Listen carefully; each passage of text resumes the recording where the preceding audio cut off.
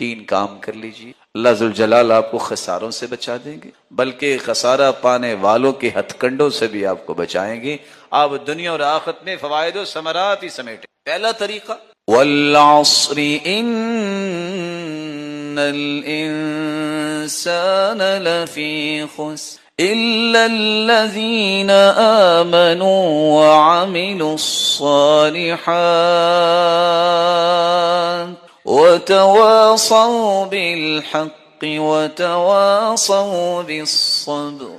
پوری انسانیت خسارے میں ہے، لیکن خسارے سے بچنے والے وہ لوگ ہیں جو ایمان لانے کے بعد 2 کام، عمل صالح کرتے ہیں، نیکیاں کرتے ہیں، اور جب بھی انہیں موقع ملتا ہے وہ حق بات پیش کرتے ہیں، وہ لوگوں کو بھی صبر کی تلقین کرتے ہیں، خود بھی برداشت کرتے ہیں، ٹالریٹ کرتے ہیں معاشرے کی بہت ساری ایسی چیزیں، لیکن اسی صبر اور برداشت کا سبق بھی دیا کرتے۔ جب تک آپ کے اندر اور میرے اندر ایمان مضبوط نہیں ہے اور عمل صالح کی محبت نہیں ہے، تڑپ اور ذوق نہیں ہے، اور دعوت دینے کا شوق نہیں ہے، کسی طریقے سے میرے 2 کلمات سے کسی کی آخرت بہتر ہو جائے، کسی طریقے سے کوئی بیچارہ بدامن ہے، قلق اور اضطراب میں ہے، اس کو نیند نہیں آتی، شاید میرے چند کلمات سے اس کے دل میں سکون پیدا ہو جائے، جب تک یہ شوق نہیں ہوتا خساروں سے نہیں بچ سکتا۔ اور یہاں میرے اللہ صلی اللہ علیہ وسلم لَتَأْمُرُنَّ بِالْمَعْرُوفِ وَلَتَنْهَوُنَّ عَنِ الْمُنْكَرِ أَوْ لَيُوشِكَنَّ اللَّهُ أَن يَبْعَثَ عَلَيْكُمْ عِقَابًا مِّنْهُ ثُمَّ لَتَدْعُنَّهُ فَلَا يُسْتَجَابُ لَكُمْ۔ اور نیکی کا حکم کیا کرو، برائی سے منع ضرور کیا کرو۔ اگر تم نے یہ دونوں کام چھوڑ دیے پھر اللہ کا عذاب تم پہ آئے گا، پھر تم دعائیں بھی کرو گے، تمہاری دعاؤں کو اللہ قبول نہیں۔ تو خساروں سے بچنے کا پہلا کام یہ ہے، اصول لوگوں کو نیکی کی دعوت دینا، برائی سے روکنا اور برداشت کرنا اس نیکی کے کام کرتے کرتے تکلیفوں کو۔ اور دوسرا طریقہ یہ ہے، اگر آپ اپنے آپ کو خساروں سے بچانا چاہتے ہو تو پھر اللہ کی رحمت کو طلب کی۔ اللہ کی رحمت کیسے ملتی ہے؟ وَلَوْلَا فَضْلُ اللَّهِ عَلَيْكُمْ وَرَحْمَتُهُ لَكُنْتُمْ مِنَ الْخَاسِرِينَ۔ اللہ تعالیٰ کا فضل اور رحمت نہ ہوتی تو خسارے ہی خسارے میں تھے۔ اللہ کے پیارے پیغمبر کیسے اللہ کی رحمت مل سکتی ہے؟ میں 3-4 باتیں پیش کر دیتا ہوں۔ قرآن پڑھنے سے رحمت ملتی، سنت پہ عمل کرنے سے رحمت ملتی، کسی پر رحم کرنے سے رحمت ملتی ہے۔ رحم اللہ رجلا سمحا اذا باع سمحا اذا اشترى سمحا اذا قضى سمحا اذا اقتضى۔ رحمت کا مستحق وہ بھی بنتا ہے چیز بیچتے وقت بھی نرمی سے بیچتا ہے، خریدتے وقت بھی نرمی سے خریدتا ہے، تقاضا کرتے وقت بھی نرمی سے تقاضا کرتا ہے، فیصلہ دیتے وقت بھی نرمی سے فیصلہ دیتا ہے۔ اللہ اسے بھی رحمت عطا کرے۔ من رحم ولو ذبیحۃ عصفور رحمہ اللہ۔ جو جانوروں پہ بھی رحم کرتا ہے، چڑیا کو ذبح کرتے وقت بھی رحم کرتا ہے، اللہ اس پہ بھی رحم۔ اللہ کے رسول نے تو جانوروں اور پرندوں پر بھی ظلم کرنے سے روکا ہے، تو انسانوں پر ظلم کرنا کیسے جائز ہو؟ تیسری اور آخری بات جو آج کی اس خطبے میں پیش کرنا چاہتا ہوں، اگر خساروں سے بچنا چاہتے ہو ایک تیسرا کام بھی کر لو، اس کا موسم بھی آنے والا ہے۔ سیدنا ابو ذر رضی اللہ تعالیٰ عنہ فرماتے ہیں، میں مسجد میں گیا، اللہ کے رسول کے پاس بیٹھا میں، تو سید المرسلین نے فرمایا ہم الاخسرون، ہم الاخسرون، سب سے زیادہ نقصان اٹھانے والے ہیں، سب سے زیادہ نقصان اٹھانے والے۔ میں نے کہا اللہ کے رسول کون؟ آپ چپ۔ مجھے ڈر آیا کہ کہیں مجھ سے کوئی غلطی ہوگی ہے۔ کہا اللہ کے پیارے پہ ایسی ہوگی ہے، کون ہے وہ؟ یا میرے بارے میں آپ نے کچھ کہا ہے؟ آپ نے فرمایا ہم الاکثرون اموالا، سب سے زیادہ نقصان اٹھانے والے وہ ہیں جو سب سے زیادہ مالدار ہیں، الا من فعل هكذا وهكذا وهكذا۔ 3 چیز۔ ہاں اس خسارے سے نکلنا چاہتے ہیں تو وہ دائیں بھی خرچ کریں، بائیں بھی خرچ کریں، سامنے بھی خرچ کریں، تو اللہ ان کو خساروں سے نکال دے۔ رسول اکرم صلی اللہ علیہ وسلم فرمان بتاتا ہے کہ اگر خساروں سے نکلنا ہے تو صدقے جیسی کوئی نعمت نہیں۔ یہ خسارہ کیا؟ انسان کو فتنوں سے بھی صدقہ دور کرتا ہے، جسمانی بیماریاں بھی ختم کرتا ہے، روحانی بیماریاں بھی ختم کرتا ہے، معاشرتی بیماریاں بھی ختم کرتا ہے، گناہوں کو بھی معاف کرتا ہے۔ اس طرح گناہ مٹ مٹ جاتے ہیں۔ الصدقۃ تطفئ الخطیئہ کما یطفئ الماء النار، آگ پہ پانی ڈالیں آگ نظر نہیں آتی، صدقہ کر لیں انسان کے گناہ نظر ہی نہیں آتے، ختم ہو جاتے ہیں۔ اور صرف دنیا نہیں، قبر میں چلا جائے گا، ان الصدقہ لتطفئ عن اہلها حر القبور، گرمی کو ٹھنڈک میں تبدیل کیا جاتا ہے تو صدقے، یہ قبر سے نکلے گا بھی تو یہ سائبان صدقہ بن جائے گا۔ ظل المؤمن یوم القیامت صدقۃ، کیسا دن ہوگا، کیسی اس دن سورج کی روشنی ہوگی، کس طرح لوگ پسینے میں ہوں گے، لیکن یہ اپنے صدقے کے سائبان امبریلا اور چھتری کے نیچے جا رہا ہے، اور جانا کہاں ہے؟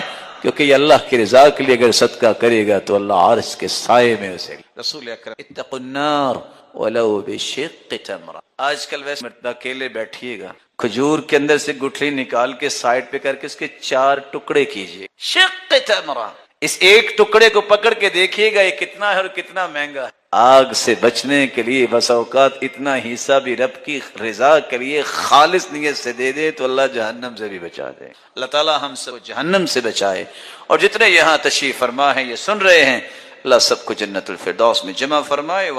ہمیں کہتے ہیں کہ ہم بھی اس دن یہی کہا، اللہ کے رسول نے فرمایا تھا کثرت سے فإن صلاة أمتي تعرض علي في كل يوم جمعة، کیونکہ جمعے کے دن مجھ پہ میری امت کے درود پیش کیے جاتے، فمن كان أكثرهم علي صلاة كان أقربهم مني منزلة، جو کثرت سے جتنا زیادہ درود پڑھتا ہے قیامت کے دن وہ میرا امتی اتنا ہی سب سے میرے قریب۔ کتنی خوش نصیبی ہے۔ لوگ کہتے ہیں کہ بات کر وہ اہل حدیث کہتے ہیں، نہیں کہتے منکر کہتے ہیں، کیونکہ ان بیچاروں کو یہ نہیں پتا ہوتا کہ منکر اور مومن کیا فرق ہے۔ جبکہ کتاب و سنت کو سمجھنے والے کیا کہتے ہیں کہ ساری زندگی دعا کرتے رہو، اگر تم درود نہ پڑھو وہ دعا قبول ہونا تو دور کی بات، وہ دعا تو آسمانوں کے چڑھتی۔ کوئی پوچھے تو صحیح نا ہم سے کہ ہمارا موقف کیا ہے، خود سے ہی بات بنا کے کہہ دیں کہ قرآن و سنت کو ماننے والے ایسا کہتے ہیں، ہم تو نہیں ایسا، ہم تو کہتے ہیں دنیا میں سب سے بڑا خوش نصیب ہی وہ ہے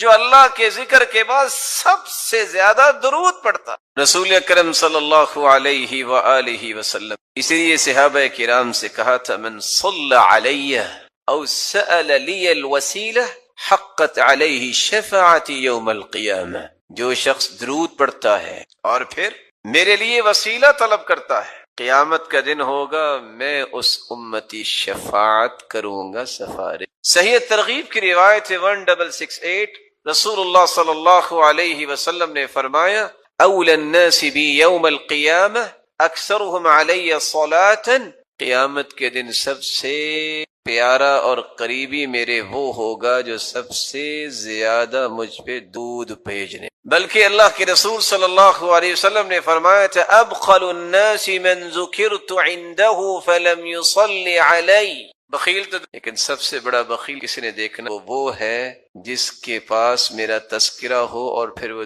یہاں رک کے میں ایک گزارش، کچھ تو اللہ کے رسول کے دشمن ہیں کافر، کچھ ایمان لانے کے باوجود بھی دشمنی کرتے ہیں کیونکہ اللہ کے رسول کی بات نہیں مانتے اور آپ کے وزیروں اور مشیروں کو برا بلا کہتے ہیں، یہ بھی دشمنی ہے اللہ کے۔ اور کچھ لوگ چاہتے نہ چاہتے بھی بخیلی کر جاتے ہیں اور بخل کرنے والوں کے صف میں کھڑے ہو جاتے ہیں اور اپنے آپ کو نیک بھی کہتے ہیں۔ آپ پوچھیں گے وہ کہ اپنا نام آئے گا تو 4 سابقے 4 لاحقے، ایم اے پاس ہے، یہ پاس ہے، ماسٹر کیا ہے، یہ ایم فل کیا ہے، پی، اس کے بغیر نام لکھنا بولنا سننا پسند ہی نہیں ہے۔ سرتاج رسول صلی اللہ علیہ وسلم کا نام آئے گا تو کیا ڈال دیں گے؟ بخیل ہے۔ تیری زبان کی سب سے بڑی سعادت یہ، تیرے قلم کی سب سے بڑی سعادت یہ ہے اس زبان کی نوک پہ بھی آئے محمد الرسول اللہ صلی اللہ علیہ وسلم۔ اس سے بڑی سعادت کیا ہے قلم کی؟ وہ ساری دنیا کی باتیں لکھ لے، اللہ کے ذکر کے بعد محمد مصطفیٰ کا نام آئے تو صلی اللہ علیہ وسلم نہ کہے، سعادت کی خوش بختی ہے۔ تو میں بات اگلی کرنے سے پہلے ایک وعدہ لینا چاہوں گا، اور اگر اس وعدے پہ ہم سب پختہ ہو جائیں تو آج کی مجلس اس کا فائدہ ثابت ہو جائے۔ کون ہے جو آج کے جب بھی لکھے گا صاد یا صل عام نہیں، کون وعدہ کرتا؟ آپ اہل علم، آپ کو ان باتوں کا خیال کرنا چاہیے۔ کچھ لوگ سارا کچھ لکھیں گے، بسم اللہ الرحمن لکھیں گے، 786 لکھیں۔ ان مسکینوں سے پوچھو 786 بنتا کیسے ہے؟ ابجد حوض حقی کو بھی نکالیں تو 786 بنا کے دکھائے۔ عادات کا علم جو ہے اس میں بھی دیکھیے. پھر اللہ عز و جلال کے نام میں بخل. دنیا میں کسی سے محبت ہو تو اس کے تذکرے نہیں زبان پہ ختم ہوتے، تو رب تعالی جو خالق و مالک ہے اس کا نام مبارک لیتے وقت جو کہے کہ 786، یہ وہ رویے ہیں جو بتاتے ہیں کہ اللہ عز و جلال کی عظمت سے متعارف شخص نہیں. آپ صلی اللہ علیہ وسلم نے فرمایا، صحیح ترغیب کی روایت ہے 1675، کل دعاء محجوب حتی یصلی علی محمد. ہر دعا روک دی جاتی ہے، وہ پہنچتی نہیں آسمانوں تک جس میں درود نہیں ہو. بلکہ حسین ابن علی کی روایت ہے صحیح ترغیب کی 1681، من ذکرت عنده فخطئ الصلاة علی خطئ طریق الجنہ. جس شخص کے پاس اللہ کے رسول صلی اللہ علیہ وسلم کیا جائے وہ درود پڑھنا بھول جائے، وہ پڑھنا بھولا نہیں جنت کا راستہ. یہ ہمارا، اس پہ کوئی اشکال ہے تو کوئی بتائے. ہمارا تو موقف ہے دعا ہی قبول نہیں ہوتی، دعا چڑھتی نہیں، وہ جنت کا راستہ ہی بھول جاتا ہے. کون کہتا ہے کہ قرآن و سنت کی بات کرنے والے درود کے منکر ہے؟ یہ صرف حاسد اور ناقد جو ہے جس کے پاس کوئی دلیل نہیں بنتی تو پھر وہ تانے دیتا ہے. تان و تشنیع کرنے والے کبھی بھی فلاح نہیں پاتے. اللہ کے رسول صلی اللہ علیہ وسلم پر درود بھیجنا یہ ہر مسلمان کی سب سے بڑی سعادت ہے اللہ ذو الجلال کے ذکر. آپ صلی اللہ علیہ وآلہ وسلم کی محبت کا یہ تقاضا کہ آپ اس کے بارے میں ایک ضروری بات سمجھ. کتنے لوگ ترجمہ کرتے ہیں ان اللہ وملائکتہ یصلون علی النبی، ان اللہ وملائکتہ، بے شک اللہ ذو الجلال اور اس کے فرشتے، یصلون علی النبی، وہ نبی پر درود بھیجتے. یہ ترجمہ ٹھیک. یا ایھا الذین آمنوا صلوا علیہ وسلموا تسلیما، اے مومنو تم بھی درود پڑھو. لفظ صلاۃ جب اس کی نسبت اللہ ذو الجلال کی طرف کی جائے، ویسے تو صلاۃ کے 18 معنی ہیں عربی، لیکن جب یہ کہا جائے صلی اللہ، اس کا مطلب ہوتا ہے اللہ ذو الجلال رحمتوں کی برکھا برسائیں گے، تعریف کریں گے. والثناء، فرشتوں کے سامنے اپنے محبوب کے تذکرے کریں گے کہ یہ میرا محبوب ہے جو سرتاج رسول. وہاں درود مانا نہیں ہو. لفظ صلاۃ جب فرشتوں کے ساتھ استعمال ہو، صلت الملائکہ، فرشتوں نے صلاۃ پڑھی، کیا مطلب؟ وہاں بھی درود کا معنی بلند مقام کے لیے برکت کی دعائیں کی، فرشت بخشش کی دعائیں کی. صلی الرجل، جب لفظ صلاۃ کو کسی انسان کے ساتھ ذوی العقول کے ساتھ استعمال کیا جائے، اس کا مطلب نماز پڑھنا بھی ہوتا ہے، اس کا مطلب درود پڑھنا بھی ہوتا ہے، اور دیگر معانی اہل لغت نے بیان کی. لیکن اگر غیر ذوی العقول کے لیے استعمال ہو، صلت الطیور والحیوانات، پرندوں نے درود پڑھا، یہ ترجمہ نہیں ہو. وہاں ترجمہ ہوتا ہے پرندوں نے اللہ ذوالجلال کی حمد و ثنا بیان، اللہ ذوالجلال کی تعریف کی، حمد بیان کی. تو قرآن مجید کے ترجمے صحابہ اور تبع تابعین اور لغت کو سمجھنے والے لوگ ہیں، ان کے کیے گئے ترجموں کی روشنی میں ہی اختیار کرنا. آپ کی محبت کا ایک 7واں تقاضا بھی ہے، آپ کی محبت میں غلو نہیں کرنا چاہیے. یہ بھی ایک بات محبت وہی ہے جس کا تذکرہ اللہ ذوالجلال نے قرآن میں کر دیا. بھلا اللہ سے بڑھ کے بھی کوئی محبت کی حقیقت کو پیش کر سکتا؟ محبت وہی ہے جو اللہ کے رسول نے خود سمجھا دی کہ یہ میرے ساتھ محبت کا. غلو نہیں، حدود سے تجاوز نہیں، حدود کو کراس نہ کیا جائے.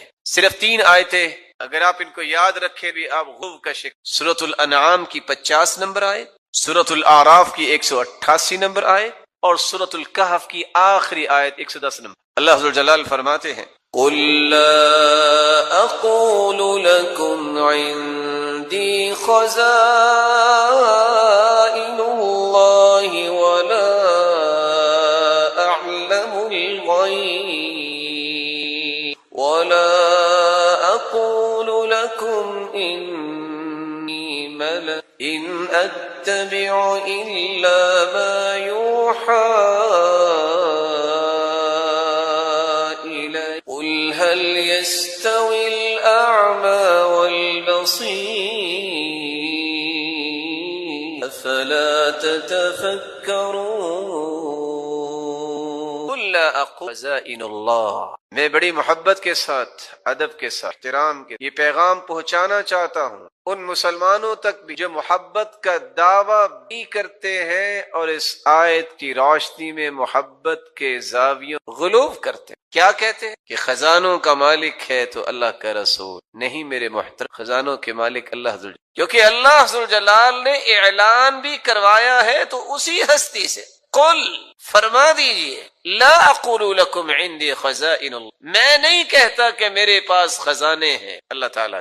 صحیح بخاری کی روایت ہے 3117، سیدنا ابو ہریرہ رضی اللہ تعالی عنہ بیان کرتے ہیں اللہ کے رسول صلی اللہ علیہ وسلم نے فرمایا، ما اعطیکم ولا امنعکم، نہ میں تم سے کچھ روک سکتا ہوں نہ میں تجھے کوئی دے سکتا ہوں، انما انا قاسم اضع حیث امرت، میں تو تقسیم کرنے والا ہوں کہاں؟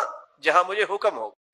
اور دوسری روایت کے الفاظ ہیں انما انا قاسم واللہ یعطی، دینے والا وہی ہے۔ قل لا اقول لکم عندی خزائن اللہ ولا اعلم الغیب، میں نہیں کہتا کہ میں غیب جانتا ہوں۔ لوگ کیا کہتے ہیں؟ جو گزشتہ 10 دن 15 دن کیا سنا؟ محبت میں تجاوز کہ اللہ کے رسول تو غیب جانتے، کیا کریں؟ پڑھا کریں اور اللہ کے رسول کے فرامین کو پڑھا کریں، سمجھ آئے گی محبت کیسے کرنا۔ قرآن کہہ رہا ہے ولا اعلم الغیب، میں غیب نہیں جانتا۔ کون فرما رہے ہیں؟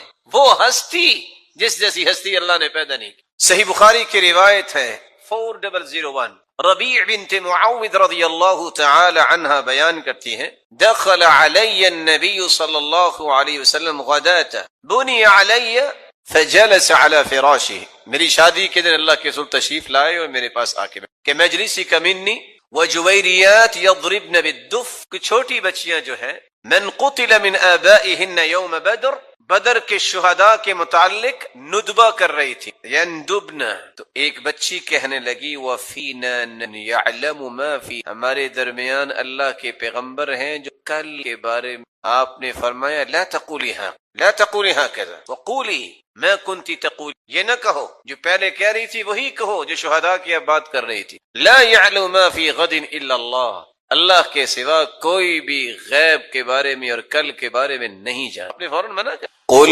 لا يعلم من في السماوات والأرض الغيب إلا الله وما يشعرون أيان يبعثون۔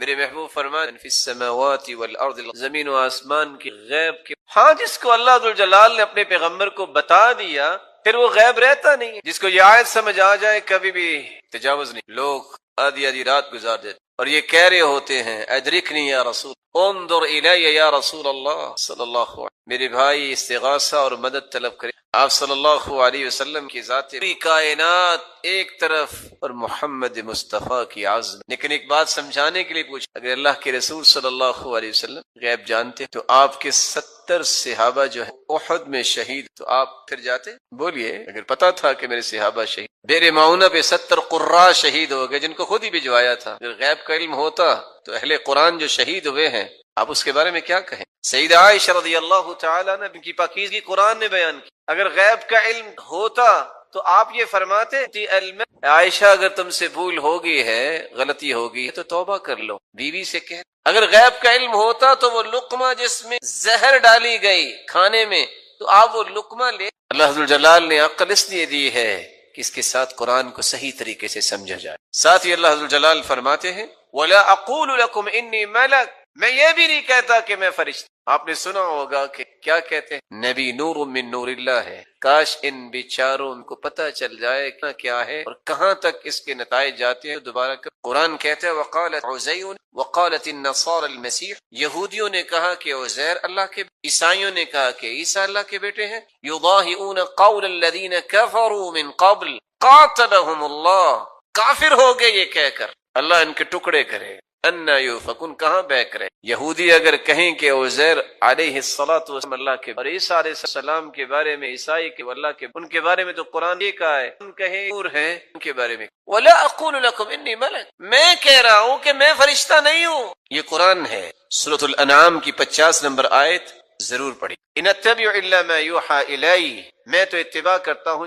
اور دوسری آیت قل لا املک لنفسی نفعا ولا ضرا الا ما شاء اللہ ولو كنت اعلم الغیب لاستكثرت من الخیر وما مسني السوء إن أنا إلا نذير وبشير لقوم يؤمنون.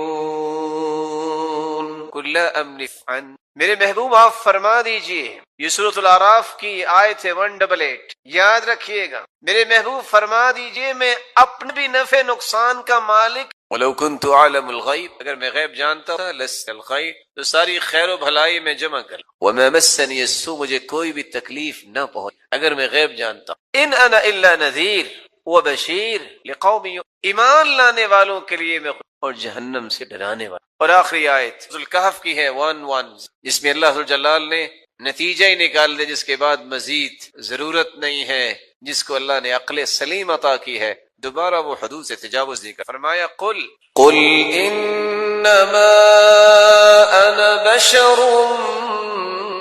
مثلکم. قل، میرے محبوب فرما دیجیے، انما انا تمہارے جیسا ہی. فرق کیا ہے؟ مجھے اللہ نے بشریت کا سرتاج بنا. یوحى الی انما الہکم الہ واحد، مجھے اللہ نے پیغمبر بنایا ہے، رسول اور نبی بنایا ہے، وہی میری طرف اترتی ہے اور مجھے پوری کائنات کا سرتاج بنا. انما الہکم الہ واحد، اور وہی کیا ہے؟ معبود برحق صرف ایک. اب بھلا بتائیے کہ اللہ کے رسول صلی اللہ علیہ وسلم سے اللہ ذوالجلال نے اقرار کیا، اعلان کروایا ہے کہ آپ فرما دیجئے اپنی امت کو کہ میں تمہارے جیسا بشر. پھر بھی کوئی نہ مانے تو کیا کہے؟ ہدایت کی دعا کرے. اللہ ذوالجلال سب کو ہدایت نصیب. یقین کریں یہ آیت جتنی بار میں نے پڑھی ہے نا، اب آپ اس کا ترجمہ سنیے گا. جب بھی پریشانی میں ہو، کس سے مدد طلب کرنی ہے یار؟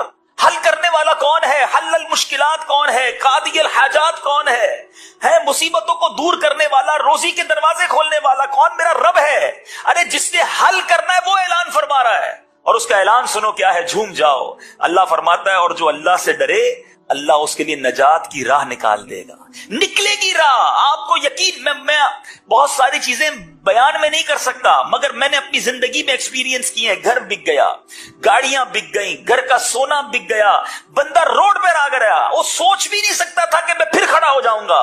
اللہ سے لو لگائے رکھی، اللہ نے پھر کھڑا کر دیا، پھر پہلے سے زیادہ عطا کیا. اس کی عقل دیکھیں نا، میری اور آپ کی عقل محدود ہے، اس کی عقل کام ہی نہیں کر رہی آج بھی کہ میں تو سب کچھ لٹا بیٹھا تھا، آج پھر کیسے سب آ گیا؟ کیوں؟ اب اگلی آیت کا جز پڑھیے. اور اسے وہاں سے روزی دے گا جہاں اس کا گمان نہ ہو. آپ کی امیجنیشن نہیں ہوگی، اللہ ادھر سے دے گا، گمان بھی نہیں ہوگا. اور اللہ فرماتا ہے جو اللہ پر بھروسہ کرے تو وہ اسے کافی ہے. اللہ کافی ہے، بھروسہ کرو اس پر.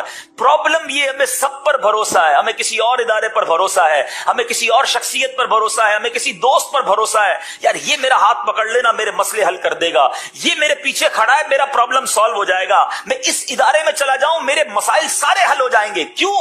تمہیں سب پر بھروسہ ہے، اپنے رب پر بھروسہ نہیں ہے. جس دن رب پر بھروسہ کر لیا نا، اس دن طبیعت ہری بھری ہو جائے گی. اللہ کے فیصلوں پر یقین کرنا آ گیا، مشکلیں آسان ہو جائیں گی. حالانکہ بچپن سے ایک جملہ سنا ہے، دانے دانے پہ لکھا ہے کھانے والے کا نام. سنا ہے نا؟ ایمان کیوں نہیں ہے؟ آپ کا میرا رزق جو ہے نا، وہ موت کی طرح مجھے اور آپ کو تلاش کر رہا ہے، مل کر رہے گا. اللہ تعالیٰ نے قرآن مجید میں ارشاد فرمایا نا، سبحان اللہ. آیت قرآن ایک اور آپ کو سناتا ہوں کہ ہم سب کا رزق کیسے لکھا ہوا ہے. اللہ تبارک و تعالیٰ قرآن مجید فرقان حمید میں اس نے وعدہ فرما لیا ہے، وَمَا مِن دَابَّةٍ فِي الْأَرْضِ إِلَّا عَلَى اللَّهِ رِزْقُهَا. ترجمہ کنز ایمان، اور زمین پر چلنے والا کوئی ایسا نہیں ہے جس کا رزق اللہ کے ذمہ کرم پر نہ ہو. صرف میں نہیں، چونٹیاں، مکوڑے، سانپ، بچھو، جانور، مچھلیاں، ایوری تھنگ. ماں کے پیٹ میں بچے کو رزق پہنچانا اس کی ذمہ داری. بڑا پیارا جملہ کتابوں میں لکھا، وہ چونٹی کو کن اور ہاتھی کو من، وہ رب عطا فرماتا جس کو جتنا چاہیے. ہاتھی کو من چاہیے ہوتا ہے, چونٹی کو دانا چاہیے ہوتا ہے, سب کو وہ رب عطا فرماتا. وعدہ اس نے کیا ہے. پرابلم یہ ہے کہ ہمارا بھروسہ نہیں ہوتا, انتظار نہیں ہوتا, سکون نہیں آتا. روزی لکھی ہوئی ہے, اب کمانی حلال سے حرام سے ڈیسائیڈ آپ نے کرنا ہے. یہ اب آپ کے اوپر ہے کہ کیسے کمانی ہے. جلدی کر کے حرام سے کما لیں. اچھا, امام اہل سنت مولانا شاہ امام احمد رضا خان علیہ رحمت الرحمان سے اسی طرح کا سوال ہوا کہ حضور یہ بتائیں کہ یہ جو کہا جاتا ہے دانے دانے پہ لکھا ہے کھانے والے کا نام, یہ ٹھیک ہے؟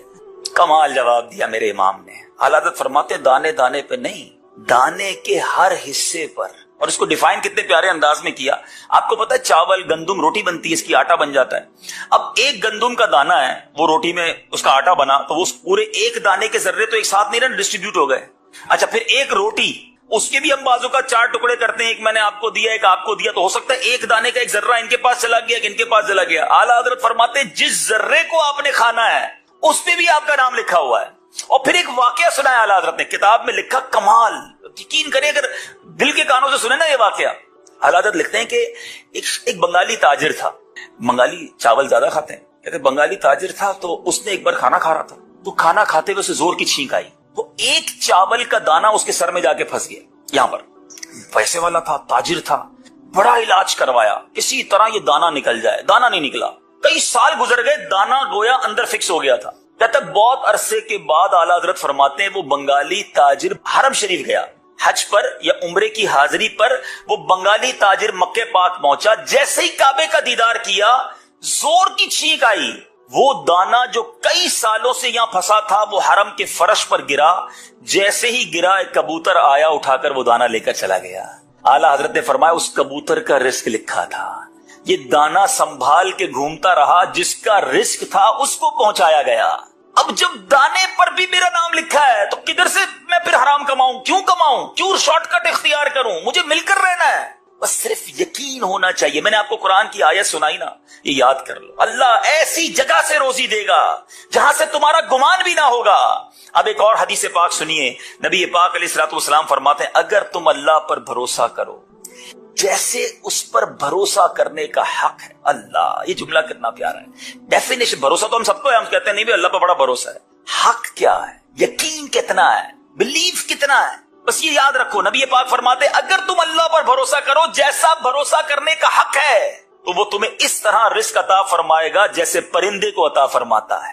وہ صبح کے وقت خالی پیٹ نکلتا ہے اور شام کو سیر ہو کر لوٹتا ہے. یعنی پرندوں کو تو کبھی بھی ہم نے نہیں دیکھا کہ گھونسلوں میں کوئی کبٹ بنی ہوئی ہو. کبھی دیکھا اپنے بکرے کو کھانا کھلایا ہو اور کھانا اس نے دوپہر کا کھانے کے بعد ٹوکری کھینچ لی ہو کہ بھائی رات کے لیے سنبھالوں گا. بھائی رات کو کیا ملے گا, چارہ نہیں آیا تو یہ اس کو نہیں ہوتی فکر کہ دوپہر کو جو ملا, باقی جس نے دوپہر کو کھلایا وہی رات کو کھلائے گا. صبح گھونسلے سے نکلتے ہیں سارے پرندے, کروڑوں پرندے, پتہ نہیں ہوتا شام کیسے آئیں گے. اللہ سب کو رزق دیتا ہے, سب پیٹ بھر کر واپس آتے ہیں, مگر وہ کل کے لیے گھونسلے میں کہیں بچاتے نہیں. اللہ پر بھروسہ. خدارا ہمارے اندر, ہم تو اشرف المخلوقات ہیں, اتنی کمزور کیوں ہو جاتے ہیں؟ پرندے جانور ان سے تو زیادہ اسٹرانگ ہونا چاہیے نا ہم کو. ان کو رب پر بھروسہ ہے, مجھے کیوں نہیں ہے کہ وہ اللہ دے گا مجھے, وہی میری مشکل سے نکالے گا. بات یہ ہے کہ ہم دل سے اس کو نہیں پکارتے. اگر آپ کسی بھی پرابلم میں ہیں, اگر آپ کسی بھی مشکل میں ہیں, تنگ دستی میں ہیں, قرضے میں ہیں, بیماری میں ہیں, غلط کام کرنے کی بجائے رب عز و جل کو پکارو. وہ ساتھ ہو گیا نا تو ساری مشکلیں آسان ہو جائیں گی. میرے لیے پہاڑ ہے نا, مجھے فیل ہوتا ہے کہ یار یہ بہت بڑا پہاڑ ہے. آپ نے دیکھا ہوگا چونٹی کے سامنے سیب رکھ دیں, وہ اس کے لیے پہاڑ ہے. میرے سامنے بہت بڑا پہاڑ ہے, مگر جو خالق کے کائنات ہے اس کے لیے تو 18,000 کائنات ہیں نا. 18,000 کہا جاتا ہے جہان ہے اس دنیا میں, تو زمین تو ایک حصہ ہوا, اس کی کائنات کا تو کوئی کنارہ ہی نہیں. اس کے لیے میری مشکل, اس رب کی شان تو شان ہے. رب کے محبوب کے بارے میں اعلیٰ حضرت فرماتے ہیں نا, تنکا بھی ہمارے تو ہلائے نہیں ہلتا ہے. آقا تنکا بھی ہمارے تو ہلائے نہیں ہلتا, تم چاہو تو ہو جائے ابھی کوہ محن پھول. محن کہتے ہیں مصائب کو, پریشانیوں کو. یا رسول اللہ ہمارے لیے تو تنکا بھی ہٹانا مشکل ہے, آپ چاہیں تو یہ مصیبتوں کے پہاڑ بھی پھول بن جائیں. آپ کرم فرما دیں تو پھول جیسے معاملات ہو جائیں گے. تو پکارے نا ان کو جن کے لیے کوہ محن بھی پھول ہے. مگر ہم شارٹ کٹ, ہم بعض اوقات کہتے ہیں میں ٹھیک کر لوں, اور ہم ٹھیک کرتے کرتے غلط کر دیتے ہیں. ہم صحیح نہیں کرتے, ہم اپنی آخرت بھی برباد کر لیتے ہیں. ہم سمجھتے ہیں میرا یہ اسٹیپ مجھے اس مصیبت سے نکال دے گا.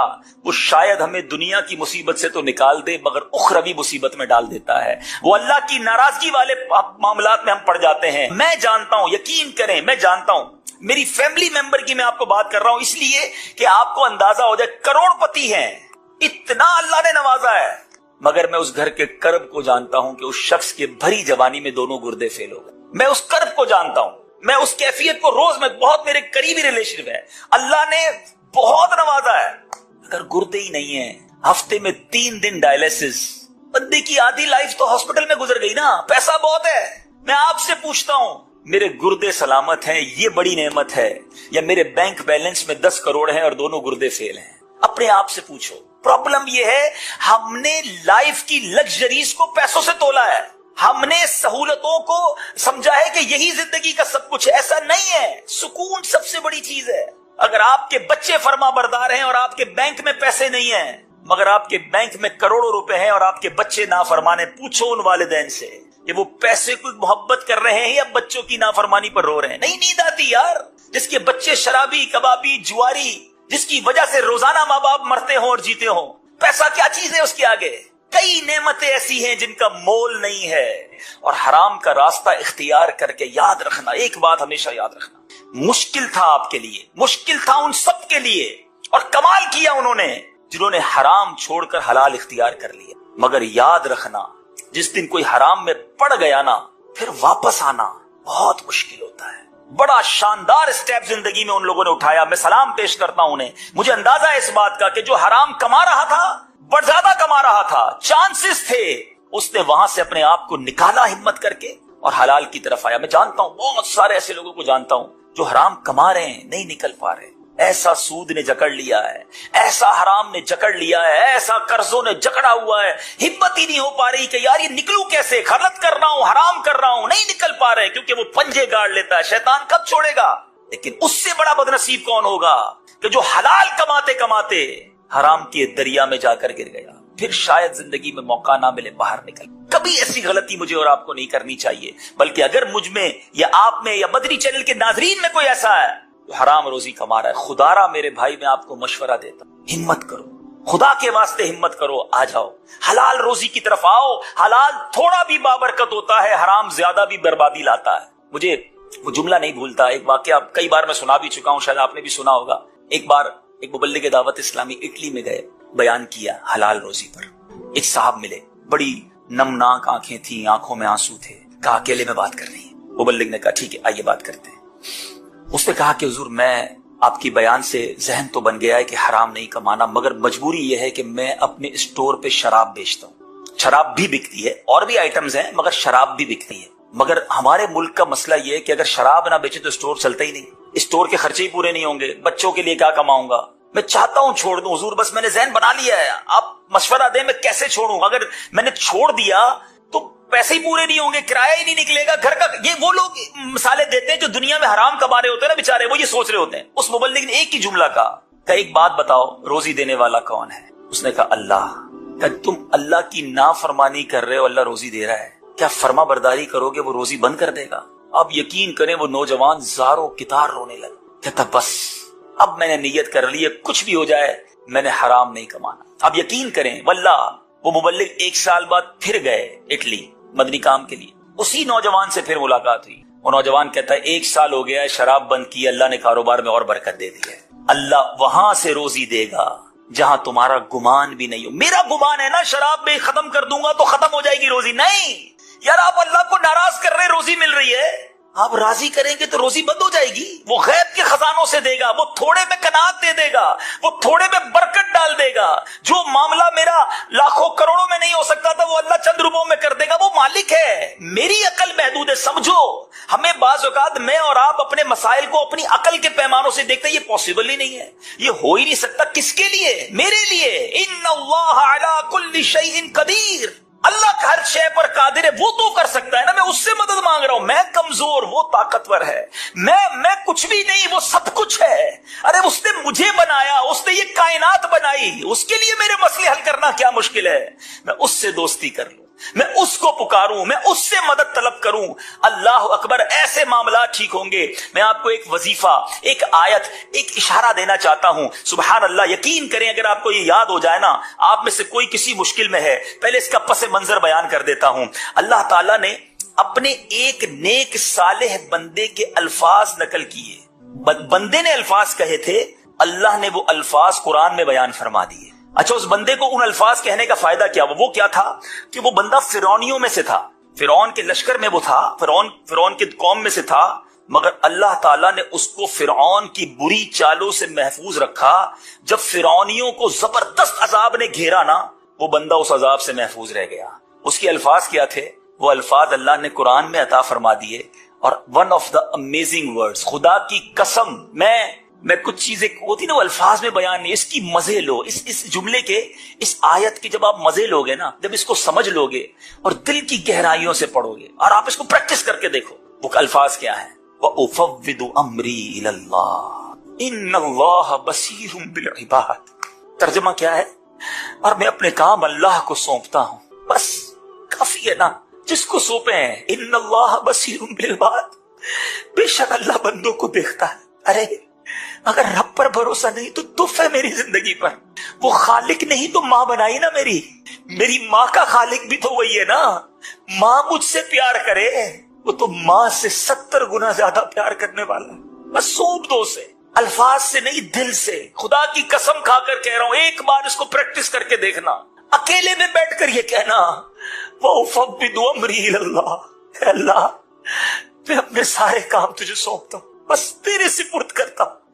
تو اپنے بندوں کو دیکھ رہا ہے. ان اللہ بصیر بالعباد.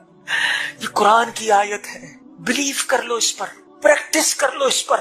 گھر میں جھگڑے ہیں نا, نہیں بن رہی گھر میں, نہیں آ رہا سکون, بچے بیمار ہیں نا, پیسے پورے نہیں ہو رہے, قرضہ نہیں اتر رہا, قرار نہیں مل رہا, جس مشکل میں ہو آپ, آؤ آج اپنے رب کو پکار لو.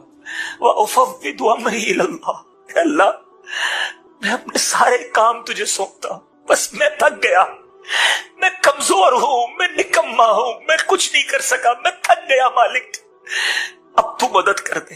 یقین کرو جس دن آپ نے یہ فیلنگز اور اس تڑپ کے ساتھ اپنے رب کو پکار لیا نا, پھر پرابلم کدھر سے رہنی ہے؟